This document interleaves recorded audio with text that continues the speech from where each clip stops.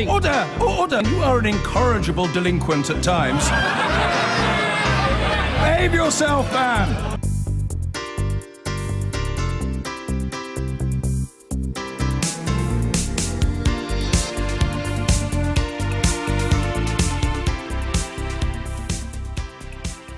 Well, let's get more now on that speech on Britain's trading relationship after Brexit. Liam Fox called for Britain's future to be a global one. Let's speak now to David Lenihan, the Managing Director of Northern Industrial, a business which provides spare parts and repairs. What did you make of Mr Fox's comments? It was interesting. I thought he outlined a vision for Britain, which sounds attractive. The main thing for us being a business which exports is if they're achievable. We exported to 132 countries last year. 50% of that is the EU, 50% of it is the rest of the world. You could probably say we have a 3-course meals and we have a crisp as well. And it's, from what he's talking about, it's be interesting to see if they can deliver and enable us to continue to have access without any detriment to our ability to export to the EU. What did you make of Jeremy Corbyn's speech yesterday? I think Corbyn's positioned himself that, you know, we obviously want to remain trading with the EU. I think by saying we're going to trade with them on their terms is probably not a good thing, really. Unfortunately, in a position of negotiation, we probably need to be able to say we'll walk out if that's the best option. For my business, that isn't the best option. For my business, the best option is to remain within the customs union. That's a purely, selfish point of view, really. Any delay shipping is a chance for one of my competitors in Germany or France to steal the march and receive the order rather than myself. Okay. Interesting stuff. David Lenihan, I'm sorry, we're going to have to pause there. Thank you so much for joining us. Sorry it's so brief, because we are going to stay on the subject. We're going to cross to Michel Barnier, who is holding a press conference in Brussels on the Brexit negotiations. Thanks again, David. The commitments we entered into with the UK in December will be transposed into a legal text. This is something we are going to do on one point, which entails our responsibility in the European Union, because it is our responsibility to maintain the single market and its integrity, while at the same time ensuring that we maintain all the dimensions of the Good Friday Agreement as well. We are going to do this by rendering operational the backstop, which has been clearly set out in what we call paragraph 49 of the joint report. Option 3, which I will repeat, is our responsibility. Now, in saying this, and this is something I will be confirming to you tomorrow, we are clearly ready to get down to work straight away on the other options in paragraph 49, options 1 and 2.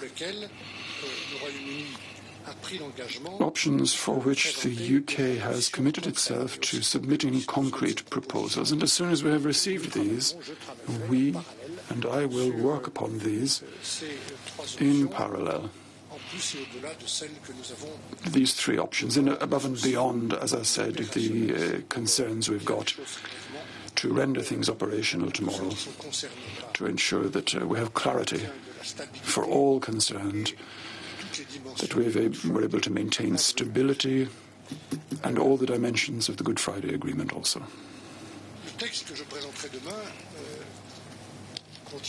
The text I will be submitting tomorrow also contains our position on other withdrawal-related issues, subjects on which since December there has not been any progress, and in many cases on which there have been no negotiations, which is a matter of concern to me. I do hope that on the basis of a legal text, a draft withdrawal treaty, in other words, I do hope that we'll be able to move forward more easily. And finally, this draft text tomorrow will contain our text on the transition, which you're familiar with because it was published a few weeks ago, and it has been subject to quite a bit of discussion together with the 27 member states and together with the Parliament. And on this subject, I would say, and this is something I said to the ministers, there are significant points of disagreement with the UK as to what we understand by transition, the conditions for such, and the dimensions of such a transition. For example, the duration of the transition. Logically enough, we wished it to end on the 31st of December 2020, at the same time as the multi-annual financial framework period. The UK, it seems, would like to maintain this duration open-ended, which is not possible.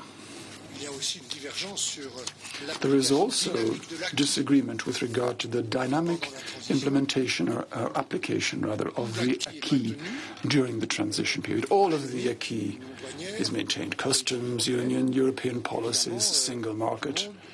And obviously, everybody has got to comply with the same rules. As far as we are concerned, we cannot accept the danger or the risk of regulatory divergence during the transition period.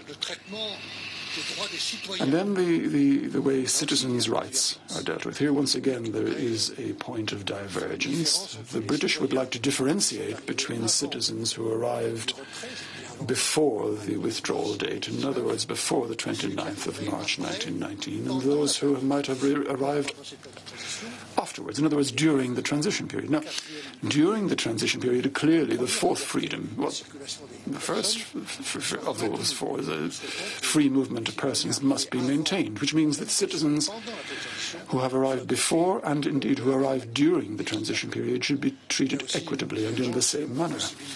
There is also a disagreement on the possibility of opt-in for justice and home affairs, as well as international agreements, and the UK's involvement in the committees of experts, as well as the consultation mechanisms. This could involve things during the transition period, such as the common foreign and security policy, or, say, fisheries. So quite a lot of points of disagreement currently. And in the light of that, I would say objectively, and this is something I regret, but I maintain the evaluation I gave you about 3 weeks ago, which is that in the light of these disagreements, we have not achieved the transition yet. Now, for all of these points of disagreement, I'm quite happy to discuss these matters straight away with David Davis. It's essential that we make progress by means of political discussions, political negotiations, above and beyond all the technical points of clarification which we are working on at the moment. Just yesterday, together with the UK, I made it clear that we do need to make progress on these subjects as well together. And finally, a word on our future relations. Together with the Council, we've had 12 preparatory internal seminars since December, together with the Member States. These have been in parallel with meetings together with the European Parliament on subjects such as aviation, fisheries, security, defence, foreign policy, and these seminars have been extremely useful for us to allow us to create this common understanding of what's at stake in all of these various sectors, while, of course, restating, first of all, the principles which represent our European identity, in other words, the integrity of the single market, the indivisibility of the four freedoms, the non-negotiable decision-making autonomy of the 27, and in asking for a clear and correct understanding of these principles, which are our principles, and on the basis of which I'm negotiating, and of course taking account also of the red lines which the UK has applied to itself, that we will continue to work, and the European Council will decide on the framework and the mandate for future relations. I would also point out, and I'm grateful for the fact that we are working in a complete spirit of trust with the European Parliament in all of this. Thank you. Barnier, we'll start with Paddy. Mr. Barnier, two questions. One, do you share Mr. Tusk's view that the three baskets proposal is based on illusions and totally involved in cherry picking? And secondly, an Irish MEP, Northern Irish MEP, has just described the suggestion of regulatory alignment between North and South of Ireland as intolerable interference in the internal affairs of the United Kingdom. How do you respond to that?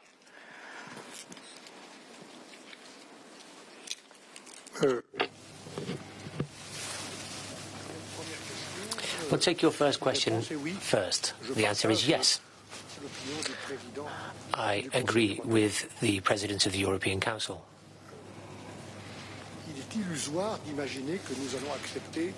We can't possibly imagine a situation in which we would accept cherry picking.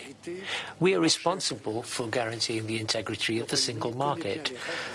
The UK knows what the rules are which underpin that integrity because they've been helping us put them together for the last 40 years.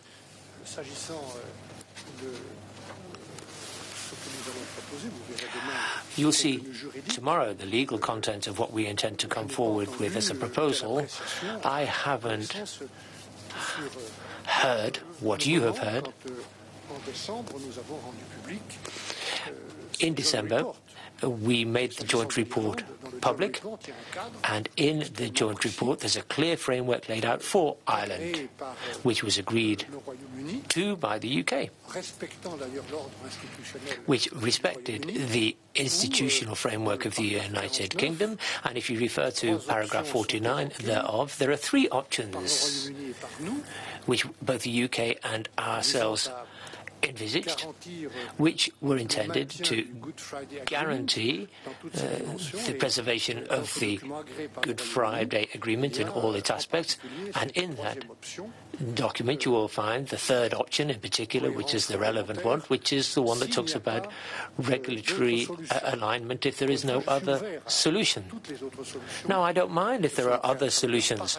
We are happy to work in parallel on all the solutions, but as things stand here and now, our responsibility is to make sure that in the withdrawal agreement we are able to render operational solutions which would make it possible for us to honour the commitments we've entered into vis-à-vis the Good Friday Agreement. And if you get a better solution that comes along in the meantime, then that will supersede option 3. But we cannot leave the Irish question pending. One more, Adam. Thank you. Adam Fleming from the BBC. I have about 50 questions, but I'll boil it down to a couple. You said that for the transition period, the UK wants an open-ended transition period. Now, the UK officials have told us over and over again they want a time-limited period. Are you saying they actually want an open-ended transition with no end date? Or have you perhaps misrepresented their position here today? Secondly, Boris Johnson, the Foreign Secretary, this morning on the radio said that solving the Northern Irish border issue could be as easy as solving how they manage traffic going from different bits of London to another bit of London when he was Mayor of London. Do you think he's kind of missing the point? Does he get it? Or does that prove that he doesn't understand these issues?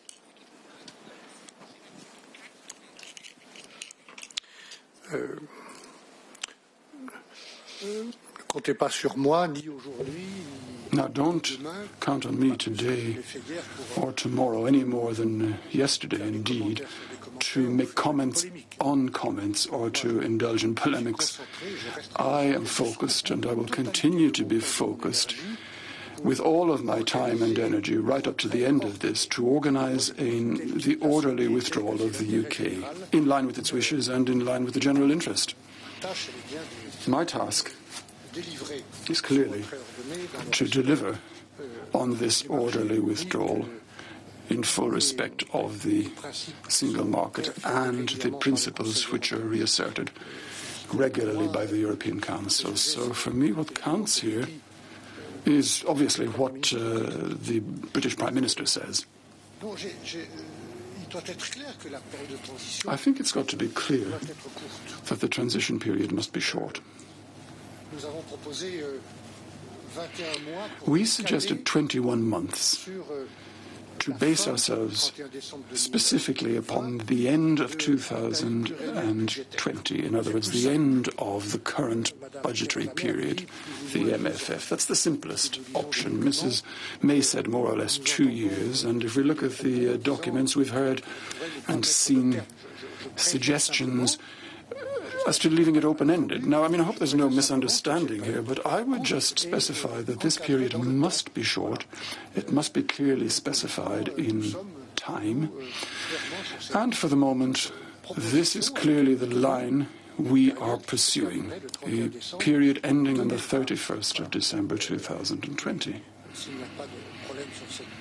And if there are no issues with regard to this duration, so much the better, although I'm not sure of that for the moment. But indeed, that is one of the points where we feel that there is a level of divergence, and we're going to have to talk about that with the UK.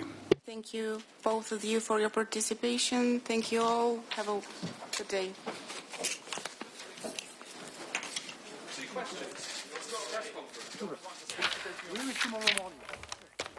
Well, there, the EU chief Brexit negotiator, Michel Barnier, pouring a little bit of cold water over both Liam Fox and Jeremy Corbyn's comments yesterday, saying that there can't be cherry-picking. The EU will not accept cherry-picking. There will be that an open-ended Brexit is not possible. He wants the transition period to be short. And essentially, there's not been a great deal of movement from them on their beliefs since these latest round of talks began. The International Trade Secretary, Liam Fox, says any form of customs union with the EU after Brexit would be a complete sellout for the UK. He said the UK should not let its future be determined by its past. But his former top official says leaving the customs union in the hope of getting better trade deals with other countries would be like giving up a three-course meal for the promise of a packet of crisps. Here's our deputy political editor, John Pienaar. They're the Cabinet's true believers. Foreign Secretary, does the UK need a fairy godmother? Brexit's wishful thinking, say the critics today. But no, senior ministers agree that Britain, all of Britain and Northern Ireland too, will stick together and win, despite all the obstacles and all the doubts. So today, the International Trade Secretary said critics were wrong to say Britain should stay in a European customs union and give up the freedom to strike independent trade deals. Not just wrong. We would be in a worse position than we are today. It would be a complete sellout of Britain's national interests and a betrayal of the voters in the referendum. But even before that warning, the critics were joined by the former head of Dr. Fox's own department. And free to speak out, he's not holding back. We have a very deep trade relationship in goods and services with Europe, massively our most important market. If we turn away from that, try and do more limited trade deals with much smaller markets, further away with no service access, that's like giving up a three-course meal for a packet of crisps. If we go to Brussels and say, we want access to the single market, but we want it on our terms, all of the benefits, and we'll decide which obligations. No negotiator in the world can bring you that. You'd need a fairy godmother. How would the Trade Secretary deal with that? Is the greatest danger that Brexit could lead to national self-harm, or that there simply aren't enough true believers like you? We cannot afford to be bound by the practices and the patterns of the past. We have to take the opportunities available unfettered by those who would make the rules on our behalf. What we need is a hard-headed leader, not a fairy godmother. There's a barrier to a Brexit transition on the north-south border in Ireland. Dublin wants a British pledge, no border checks even if that means a customs union. Was Boris Johnson a help today? No problem, he said. Look at London's congestion charge. There's no border between Camden and Westminster, but when I was Mayor of London, we anaesthetically and invisibly took hundreds of millions of pounds from the accounts of people travelling between those two boroughs without any need for border checks, whatever. There are all sorts of things. Come on, you can't compare two boroughs of London with the kinds of difference in the arrangements that would be in place after Brexit between the UK and the EU. It's a very relevant comparison. One thing Brexiteers have plenty of is belief, but today more doubts about whether Brexit can work and over hopes of a transition period. Ministers including Theresa May are still setting out the path to Brexit, but the journey's looking no easier and so far the final route not much clearer. John Pienaar, BBC News, Westminster. Now, the International Trade Secretary Liam Fox has set out his vision of Britain's trade policy after Brexit, insisting that the UK must leave the customs union to take advantage of global economic growth outside the EU. But the former top civil servant at his own department compared Mr Fox's plan to swapping a three-course meal for the promise of a bag of crisps. Our political editor Gary Gibbon reports. Pro-EU campaigners handed out crisp packets outside Liam Fox's speech in London to draw attention to the attack on Brexit by the man who until recently headed Dr Fox's department. Liam Fox said the retired civil servant was trapped by old attachments to the EU. Liam Fox's main fire, though, was aimed at Jeremy Corbyn, who yesterday said Labour wanted to be part of something a lot like the current customs union with the EU. Dr Fox said that would mean Britain following Brussels rules with no say. As rule takers, without any say in how the rules were made, we would be in a worse position than we are today. It would be a complete sellout of Britain's national interests and a betrayal of the voters in the referendum.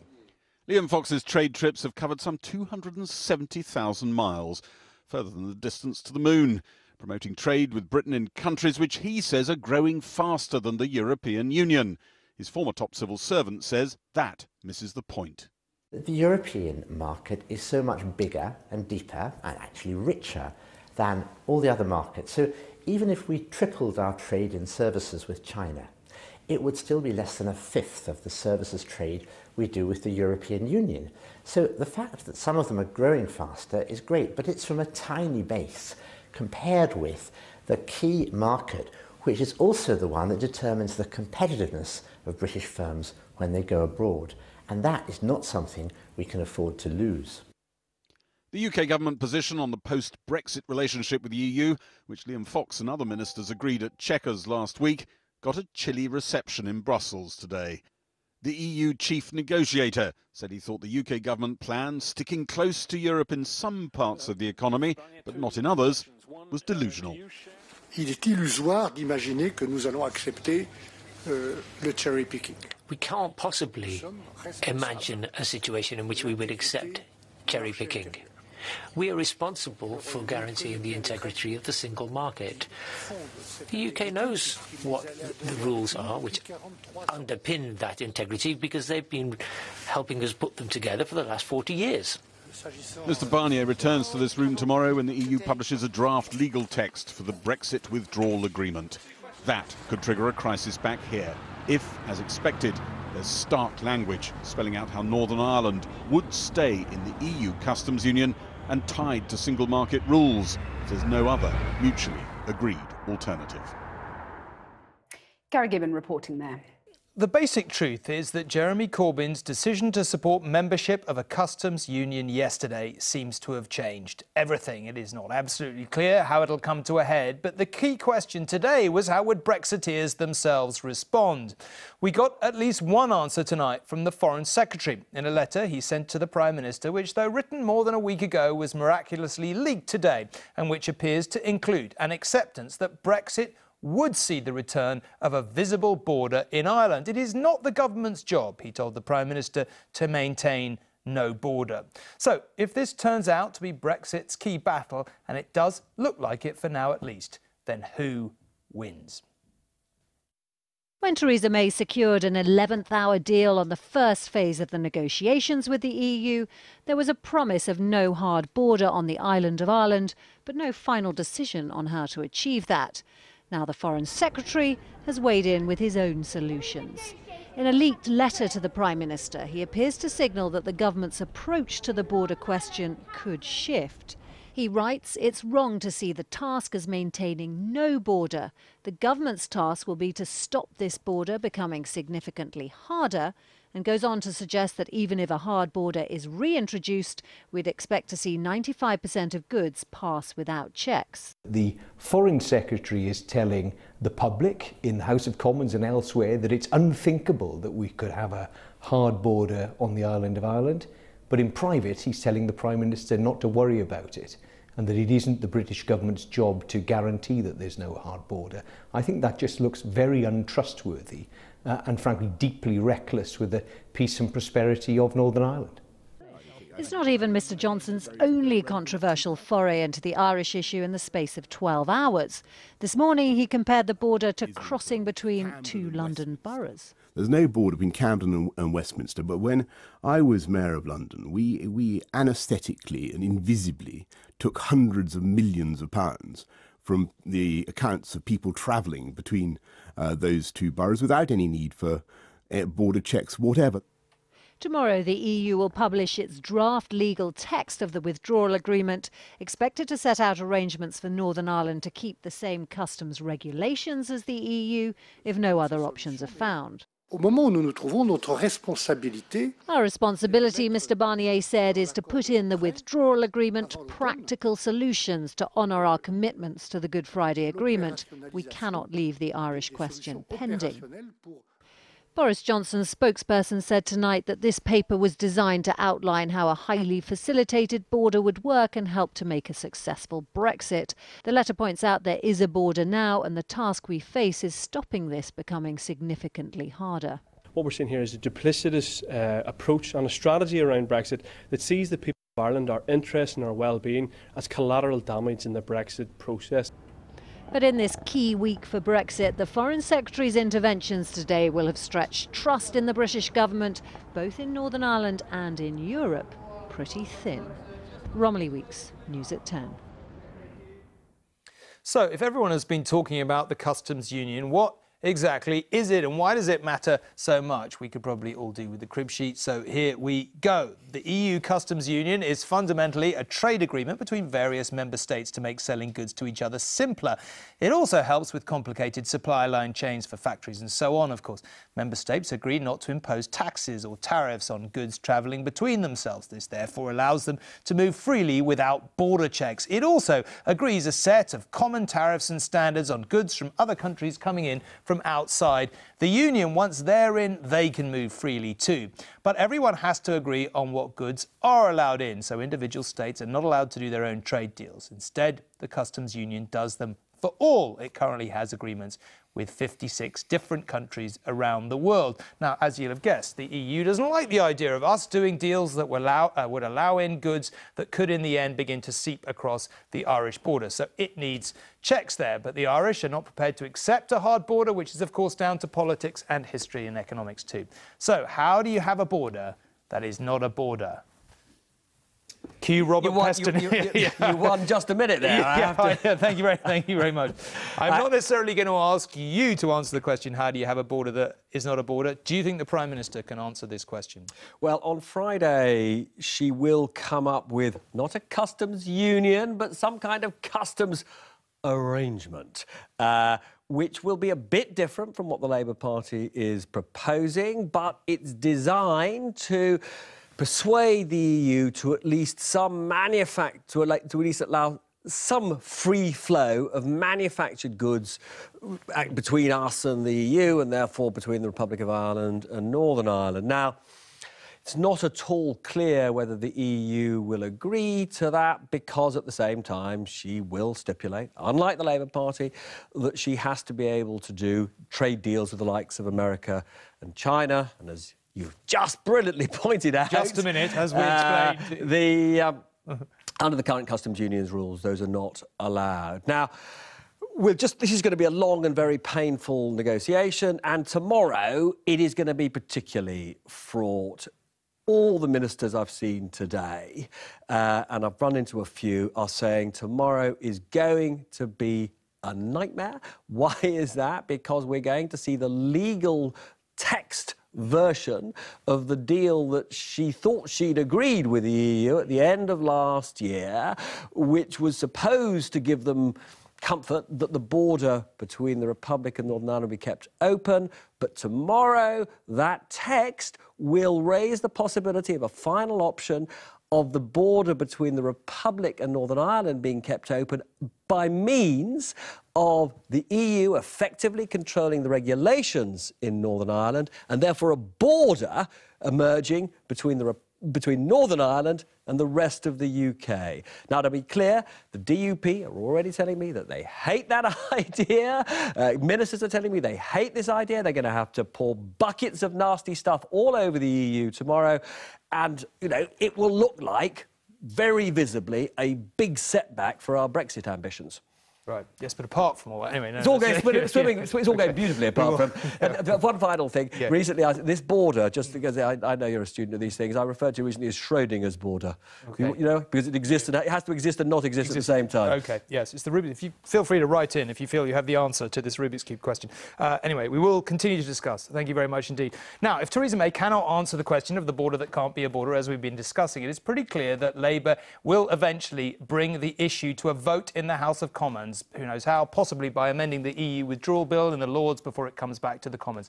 But however they do it, they would demand we stay in the customs union. They might have some Tory rebels on their side. So who would win that critical vote? Well, it could be close. And over in Ireland, Sinn Féin MPs are coming under pressure to take their seats here for the first time in order to potentially swing it. Well, our political correspondent Carl Dinnan is in Belfast tonight. Carl, let's be clear. Unlikely perhaps they'll do it. It would be an extraordinary measure if they did. It would be extraordinary, Tom. Look, Sinn Féin have been not taking their seats in Westminster for just over 100 years now.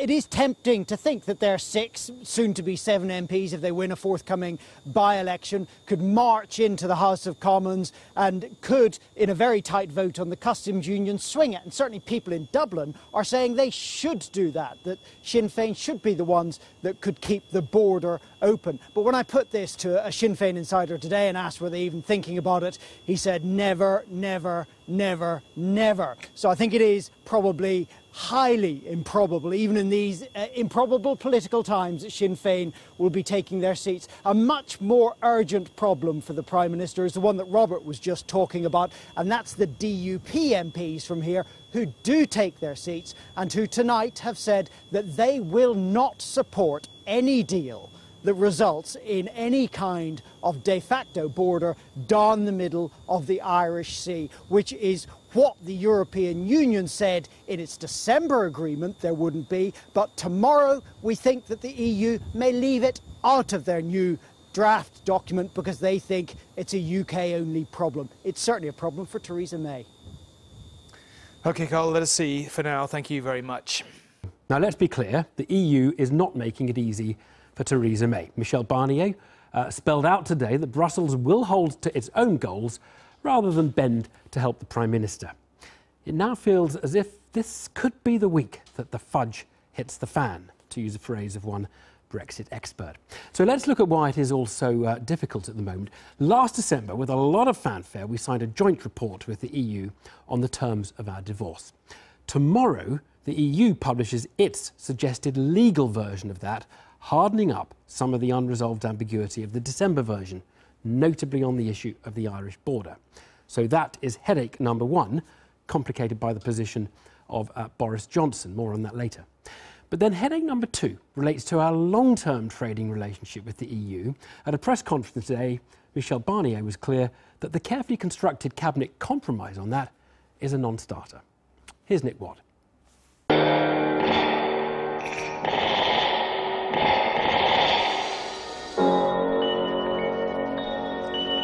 An exasperated minister has an arresting analogy for the Brexit negotiations.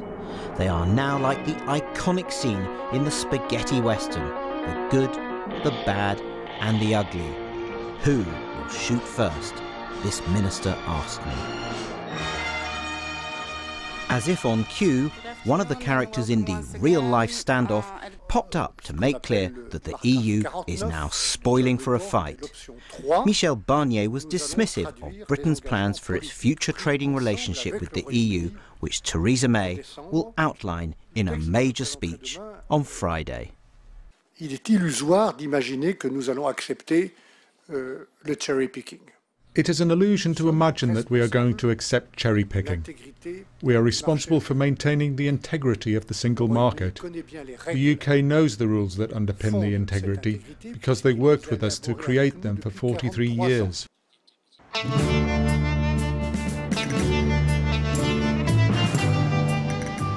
Tomorrow, the European Commission will publish its full legal text of the UK's withdrawal treaty, amid frustration in Brussels that the UK is not rising to the challenge. The EU is planning to tighten its demands on the Irish border. This busy thoroughfare is the latest source of irritation in the EU after Boris Johnson appeared to liken the change in road signs between two London boroughs to the Northern Ireland border. The Foreign Secretary said the success of cameras in collecting the congestion charge shows how the dilemma of the Northern Ireland border after Brexit can be resolved with a little imagination. Ireland's governing party is unimpressed. I suppose I was a little surprised, but I'm never shocked by what Boris Johnson says, so I'm taking it with a slight grain of salt. But I suppose it is much more serious than that, because I represent a constituency that borders with Northern Ireland, and we know very well the downsides if things go wrong with Brexit. So I would hope that Boris Johnson would have a better understanding that we're not talking about two boroughs in the United Kingdom or in London, we're talking about two sovereign nations. Downing Street is for once relaxed about the Foreign Secretary. Sources say he was simply making a general call for original thinking and is not suggesting that cameras should be placed along the Irish border. The government's plans involve no infrastructure along that border and simply call for digital innovations to track goods. You know, this is not the 19th century where we have kind of mustachioed customs officers in peaked caps with epaulets peering into your bags.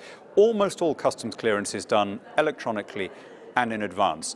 And that process is becoming easier as technology advances.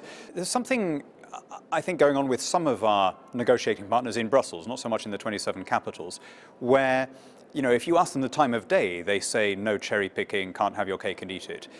The UK government has come out with a series of friendly and imaginative ways to maintain the closest possible cooperation. And this has been our position right from the beginning, right from Theresa May's Lancaster House speech saying that she wanted the UK to be the EU's best friend and closest ally. The Brexit standoff is now underway. Who, if anyone, will be riding off into the sunset?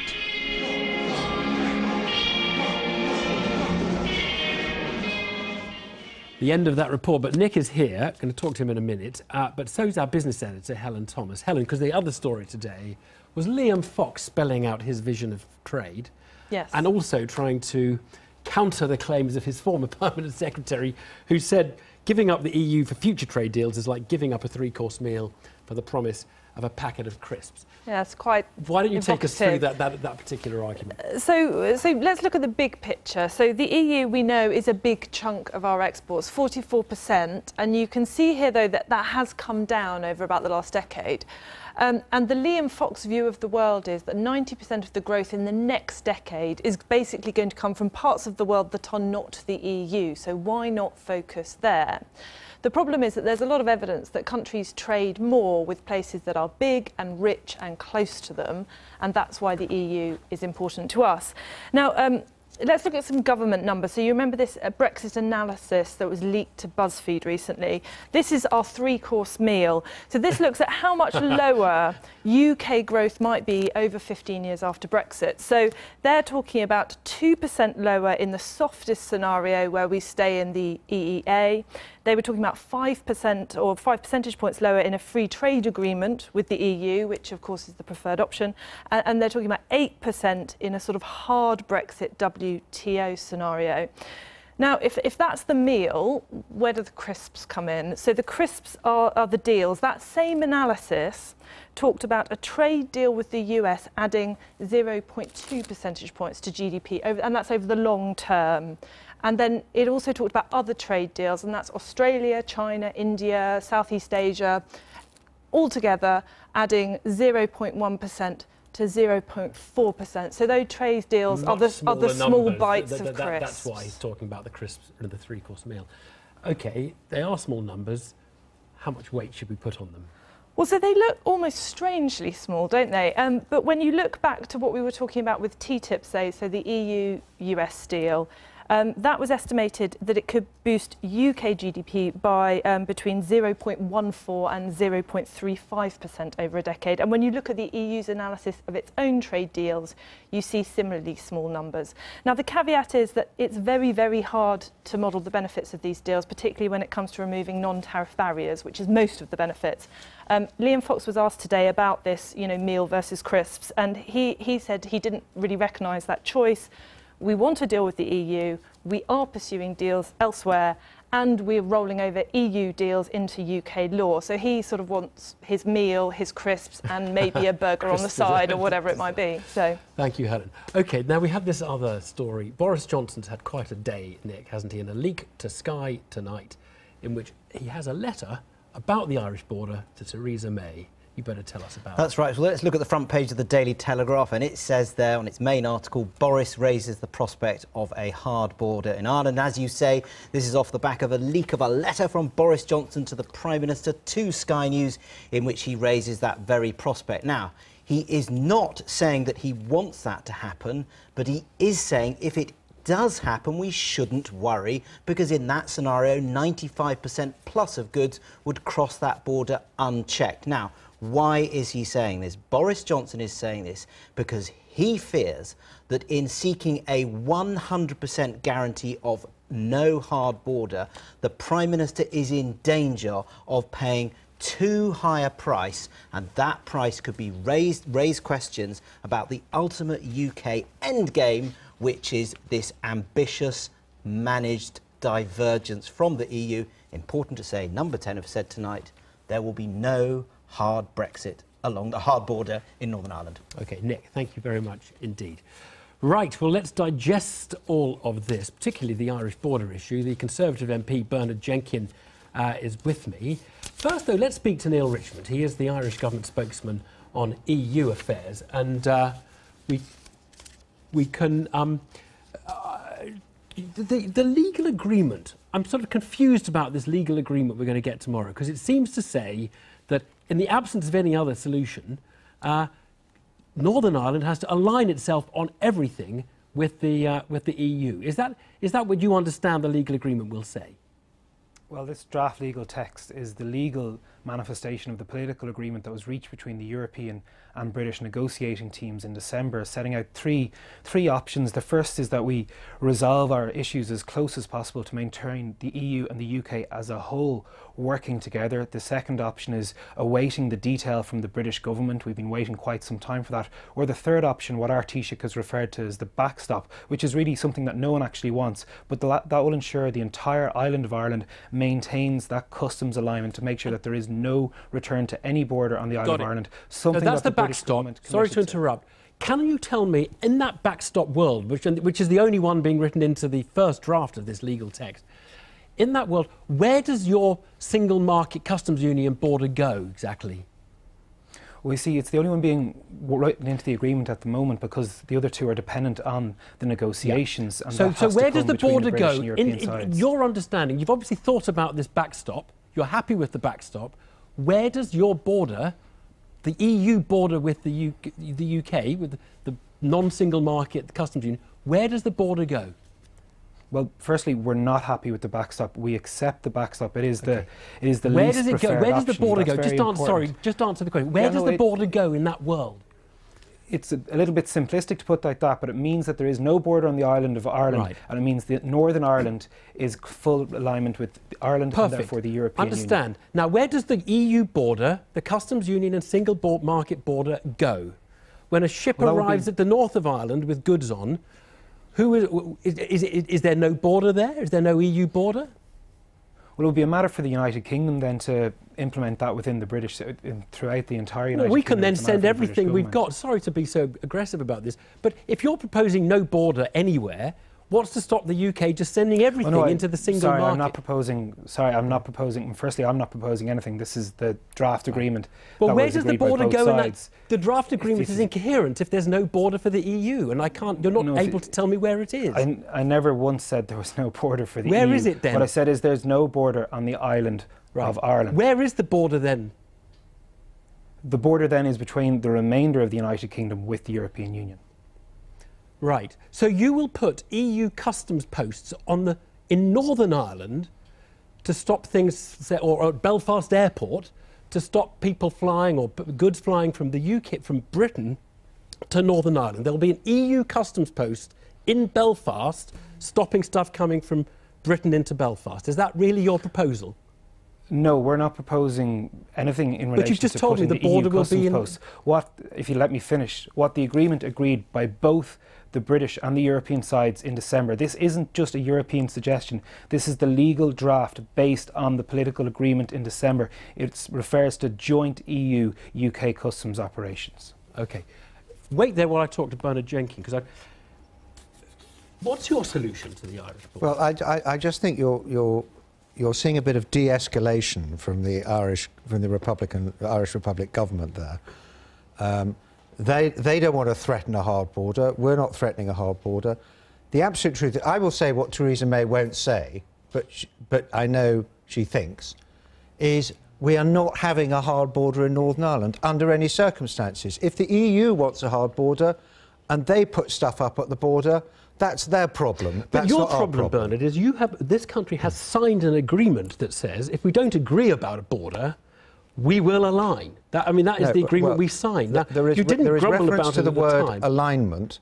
It is not regulatory alignment. It's a highly ambiguous, rather fudged agreement. Full alignment with the rules of the internal market and customs union. I expect it. Full alignment. It is a somewhat fudged agreement. No, it's nothing fudged about that. You're just trying to backslide from something we signed up to. No, it refers to alignment, not regulatory alignment. Alignment with the rules of the internal market and the customs union, which support North-South cooperation in the all-island economy. Well, in trade agreements, alignment and regulatory alignment mean different things. I'm just saying. What the full rules? We all know. You're just being sophistry. You're just trying to backslide on an agreement that we. I'm not trying to backslide on anything. I am absolutely clear. There is going to be no hard border in Northern Ireland. So I'm also absolutely clear. Worst case scenario, unless the EU is so stupid they don't want a trade agreement at all, we will at least have some Canada or Canada Plus agreement. I mean, Michel Barnier has said that, in which case there were, and as Bertie Ahern has said, and Enda Kenny used to say, that we don't need a hard border in Northern Ireland. And look, here is a paper published by the European Parliament, which is drafted by the Secretary-General of Lars Carlson, who is Secretary-General of the World Customs Organisation, saying, look, you don't need a hard border, you can use technology and risk-based policing away from the border. Neil Richmond, are you completely ruling out any kind of technological solution to the issue that the British want to deviate or diverge from single market and customs union regulations, and that means some kind of check at a border? What we are going on is the agreement in December made by both the European negotiating side and the British government. We are just staying true to that agreement, that there will be no return to a border on the island of Ireland. People talk about imaginary solutions and electronic options and all this, but ultimately we've seen no detail on this. Brexit happens in 13 months' time. Reassuring speeches and soothing noises are of no use at this stage unless we see substantive detail, which we haven't seen. The research taken out by my committee showed there is no real solution to it, bar maintaining that there's no border on the island of Ireland. That's the only way to ensure we're backing up what we agreed in December. You're effectively saying that the UK must have a border down, in an internal border, and you're going to police that border on the other side of it. We're not going to police it alone, it'll be the UK and the EU together. This is what the EU and the UK agreed. This isn't us saying or telling anything. This is an agreement between the government of Britain and the European Commission. Neil Richmond, thank you very much. Quick one, very quick one, Bernard Jenkins. Yesterday we see that there's the possibility Parliament will tie the government's hand and put us in a customs union anyway. Do you think Theresa May can remain Prime Minister with Parliament instructing her to put us in a customs union and then lead Britain into a customs union rather than out of one? I think if Parliament were to vote for a customs union, I don't think it will, it would be pretty existential for her administration and her authority. And for that very reason, I don't think many of my colleagues are going to support the opposition on this. And I also expect rather more Labour MPs will be voting, as we saw from people like Frank Field over the weekend, there will be rather more Labour MPs supporting the government. Because if we stay in the customs union, we are not delivering the referendum result. Far more constituencies voted leave we've already voted remain. We've already overrun. Thanks so much, very much. And to Neil Richmond. So, to the Times to start with, don't break up Britain. The key issue of the border between Northern Ireland and the Republic back on the agenda big time. I think probably the most depressing thing about the whole Brexit process, in regard to which there's obviously faults on both sides in terms of how people have conducted themselves and talked about things, but I think the most depressing thing is the fate of Northern Ireland, the border with the Republic of Ireland, was so scandalously ignored by people in advance of the referendum. It has been so scandalously considered after the referendum. We have no concept really of how we're going to deal with this border, that ultimately people have lost their lives over a period of decades, if not centuries. It is a symbol in many ways of problems in the island of Ireland, and we just assumed that whatever happened in Brexit, whatever decision was made, there wouldn't be a problem there. There'd be no issue whatsoever. And instead, of course, we are creating a land border with the EU between Northern Ireland and the Republic of Ireland. That is going to have consequences for how those two countries relate and how our relationship with Ireland manifests itself. That seems to me no more than stating the bleeding obvious. And yet, 20 months after Brexit, we are still having rigmarole after rigmarole discussing what does it mean there might be a hard border. Boris Johnson saying in December there'll definitely not be a hard border. The letter you've uncovered saying there might be a hard border. The promise made in December, do you remember our conversation in December? The Irish deal has been done. No, it hasn't. But it was a regulatory agreement was agreed that whatever happens, Northern Ireland and the Republic of Ireland would share the same regulation, so would share effectively the laws of the customs union and the single market. That doesn't appear to be any closer to being arriving. And so we're now left in a situation where there's either going to be a hard border between the Northern Ireland and the Republic of Ireland, or there's going to be a hard border in the Irish Sea between Great Britain and Northern Ireland. Well, that doesn't sound hugely good for those people who believe in a union, people perhaps like the Conservative Party, the Conservative and Unionist Party, a party that grew up in the 19th century believing at least with a partial union with Northern Ireland. It is a colossal, catastrophic, heedless mess. And it really frustrates me because it was blindingly obvious that this was going to be an issue, and 20 months down the line, we don't seem to have a solution for it. You know, today the EU are going to publish a new draft withdrawal agreement demanding that Mrs May sign up to legal commitments preventing a hard border in Ireland. You know, they're trying to now break up Britain. I think they've got a monumental cheek here. This draft will say that the European Court of Justice must have the power to interpret and enforce the agreement against British objections. I mean, they're actually trying to break up Britain here. But you know, it's interesting that... It's not just them, is it? Well, that's both. We're trying to break it. But they are too, and they're stirring the pot. It's interesting that the WTO boss, a guy called Pascal Lamy, he said today that whatever kind of Brexit we decide to choose, a hard one or a soft one, there will have to be a border. He's saying that the checks will have to be carried out on goods and people. And I don't know, did you read about this today where it said, he said, why don't you employ the Macau option, which I'd never heard of, which is in China, they've given autonomous trade capacity to Macau, but it still belongs to China. So, I mean, I don't know if that could work here. Well, because you've got the DUP who wouldn't want that either, would they? Because it differentiates them from the rest of, the UK, from Great Britain. But DUP MP Sammy Wilson, he said today that a virtual border already exists. It's already there, and everything is done. But it's a virtual border, which has been one of the consequences of peacefulness, because we're imposing a different regulatory arrangement. We're imposing by saying we're going to come out of the customs union and the Republic of Ireland is going to stay in the EU. You are creating, of necessity, a firm border, and there's going to be consequences for that. And you know, Boris Johnson today rather glibly uses the parallel of Camden and Westminster and saying, well, people move in and out of congestion charges. And look, there are technological solutions, but you're still interposing both a metaphorical border, which is itself an important thing to do in a land so scarred by conflict. But you are creating problems. And look, anyone who's ever gone through any customs, any border, it is a colossal pain. The notion that technology can completely smooth away all those problems. You do that in Europe, in the Schengen area. All the time. You slow down, you go through, you wave through mostly, apart from the odd car or van. What's the problem with that? Yeah. Well, Gibraltar and Spain, exactly the same thing. Because I think they're part of a European Union that we're coming out of. That's exactly the point. That if you can live in a continent. But that's what Boris Johnson was saying today, which is in the Telegraph. The letter that we obtained, 95% of trade would just be the fine. It's only 5% you need to worry about. Is that adequate? Is that not? Well, he was saying in December. It might be called a hard border, but most of it will be unaffected. But in order to get to a situation where you can determine what you need to be checking and what you don't need to be checking, you need to instill a load of bureaucracy, a load of tests.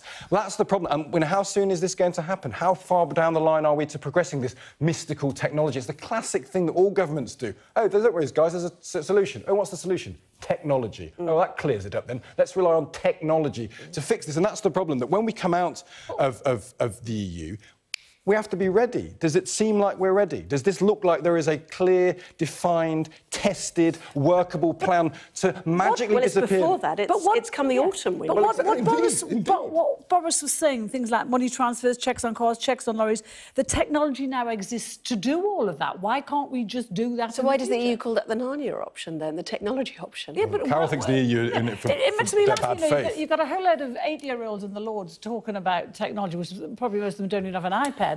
And they don't understand what technology can do. Now, I don't understand what it can do. But you're not conducting a negotiation, are you? No, we need better people conducting the negotiations, frankly, because I don't understand why it's that hard. Seriously, I read everything about this, and I don't understand why it's so difficult. Meantime, Commons showdown in the offing. Tory rebels, the Eye tells us, threaten showdown with May. Government does not have the Commons majority for a hard Brexit. This is pro-Remain Conservatives again. And this comes out of Corbyn's manoeuvring, really, doesn't it? Yes. I think, where he sort of says, well, we want to be part of a customs union, not the customs union, which, of course, doesn't mean anything. You know, and this really made me cross yesterday. You know, he accuses the Tories all the time of cherry-picking, and he puts forward his proposed deal yesterday, which is saying, you know, yes, he wants to be part of a customs union, but he also wants to have a say in future trade deals, and he will not agree to something where we don't have a say.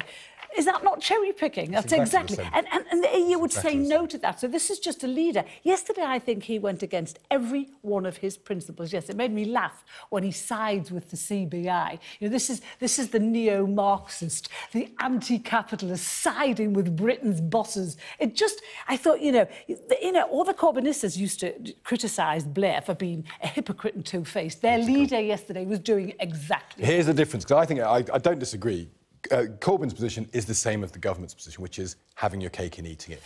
However you catch it, you say, oh, yeah, we'll have a magic union with the European Union, but it won't be being in the European Union. We'll get all the good stuff, none of the bad stuff, and everyone nods sagely. And, of course, the thing why Corbyn can get away with it... Because he's not in power. He's not in power. Exactly. And so the problem that Theresa May is on the front of the eye is, if at any... She's the one who's got to... She's been talking about. She wants to create her own deal. He said exactly the same thing. But the problem is that if she puts through any legislation which gets voted on, which refers to the notion of a customs union, Labour plus 30 Remain... But here's the thing. Tory MPs 15, but however many it is, it's enough to topple Theresa May. The thing is, the Tories have to make a big decision very soon. They have to decide whether they're going to go with Jeremy Corbyn on this, or whether they're going to let Corbyn get into government, which is what's going to happen. It doesn't even need to be in government. It just means to be doing very well in the But what it means is elections. it could topple Theresa May. If they keep on voting against and stuff, it's going to topple Theresa May, and Corbyn's going to get in. And if they're going to have to decide whether that's what they want. OK, let's move away. Obviously, big day for Michel Barnier tomorrow, publishing his 120-page document on where we were after phase 1, phase 2, phase 3 to come. It's all very exciting. Let's move on. Stig and Carol are here. It is to the Daily Telegraph we go. The problem of Northern Ireland, back on the agenda in more ways than one. Yeah, and it never really left the agenda, and it has been scandalously excluded from the agenda at the very beginning because people don't want to deal with it as an issue. And in fact, if you had to have some sort of symbol of the really crass complacency about people who advocate Brexit and the similar complacency of people who were fighting against it, both sides were negligent here. This was always going to be a talismanic issue, that when you create Britain, take them out of the EU, you create a land border in Ireland. It's a border that's been constantly fought over. It's a border that has all sorts of historic meaning, and you're basically just saying we are going to create a problem there and we don't have a solution. And if that was a debate that had been had before the referendum, at least it would have been honest. It was a debate that should have been had properly after the referendum. It was a debate that allegedly had been solved in December when Theresa May said there would be regulatory alignment between Northern Ireland and the Republic of Ireland, which either means Northern Ireland gets a different deal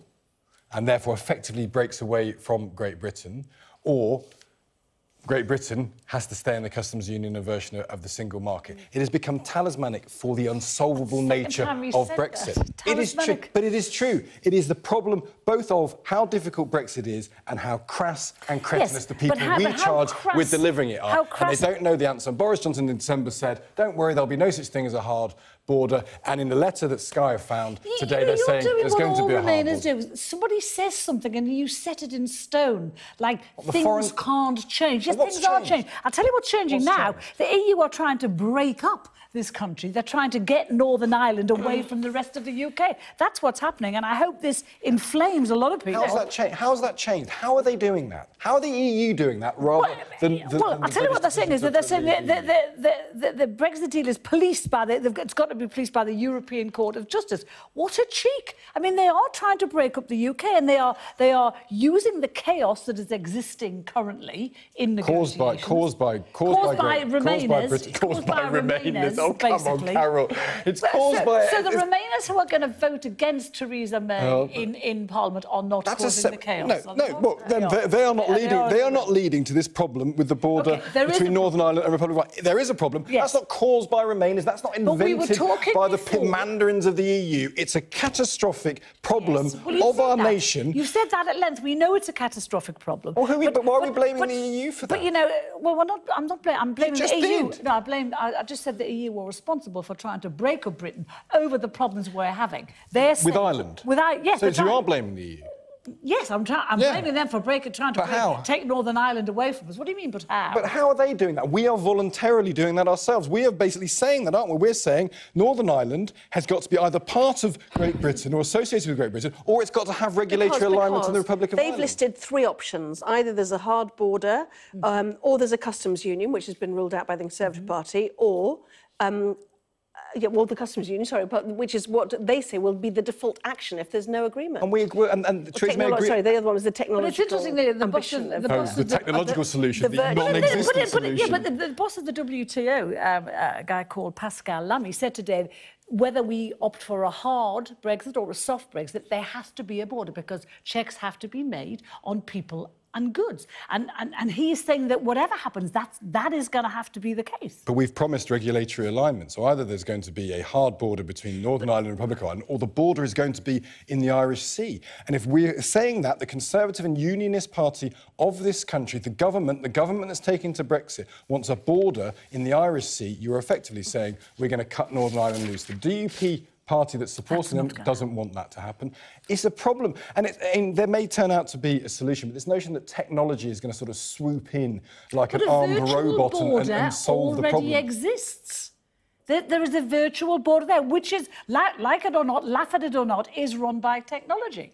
But that border is going to have to distinguish between a country that is in the EU and a country that's outside the EU. But by having greater regulations, greater enforcement, greater checks. That is the reality of Brexit. We have created a land border between the EU and Britain and Northern Ireland across the island of Ireland. That is what's happened. That's a consequence of Brexit. What Carol is complaining about is that they've decided that keeping Northern Ireland in a customs union is the only solution if there's no deal. The European Union, that's what's going to be a Michel Barnier's thing. So that's why you're saying that effectively that means they are splitting up. But we conceded that point back in December when we said there'd be regulatory alignment. We said we accept that. So the default position... is to blame.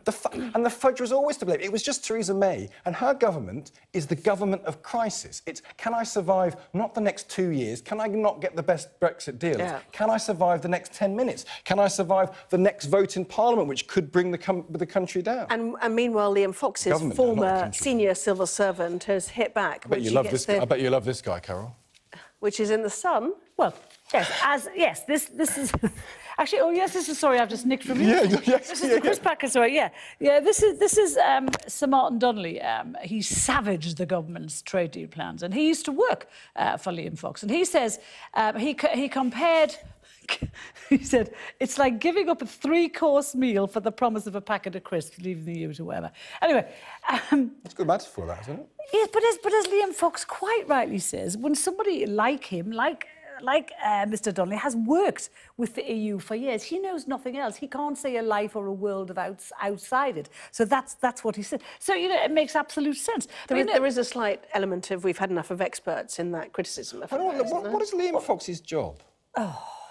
Just out of interest, because is he not responsible for trade deals that he can't do for the next 2 years? Yes, he can't. He's not going to be able to do them, is he? Because the EU aren't going to let us do them. But is that what's happening? Is that his job? And then if we stay in the customs union, or a customs union, that's that clever shift from the to a, as if that makes all the difference in the world, which is Jeremy Corbyn, which is Jeremy Corbyn's great idea. Let's be in a customs union. Well, what's a customs union, Mr Corbyn? Well, it's like the customs union, except it's really good and everything will be happy and healthy. Corbyn's going to be in big trouble over that speech yesterday. Do you think so? I think yes, I do, because I think he completely went against every principle that he's ever had. Whether you love or hate Corbyn and his policies, he's always been regarded as an authentic politician. But here yesterday in this speech, he was doing exactly what he accuses Theresa May of, trying to cherry-pick the kind of deal that he wants. But he also sided with the CBI. We had this neo-Marxist, anti-capitalist siding with the big rich bosses organisation. And I think his followers will be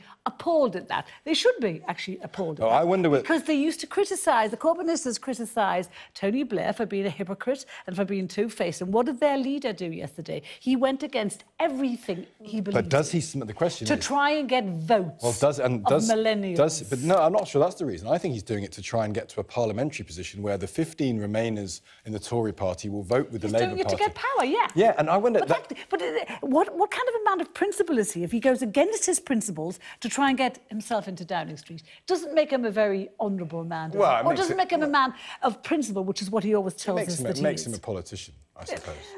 Tell you what, Brexit's giving me a headache tonight. Should we go on to the weather? Actually, no. Yeah. I'm getting sick of... It's you know what? complicated. Even I'm getting sick of talking complicated. about I wonder if it should have been couched in just terms of a yes/no decision then. Yeah, I wonder how that's turned out for you. It's complicated. We didn't have a bunch of people trying to... Okay, exactly.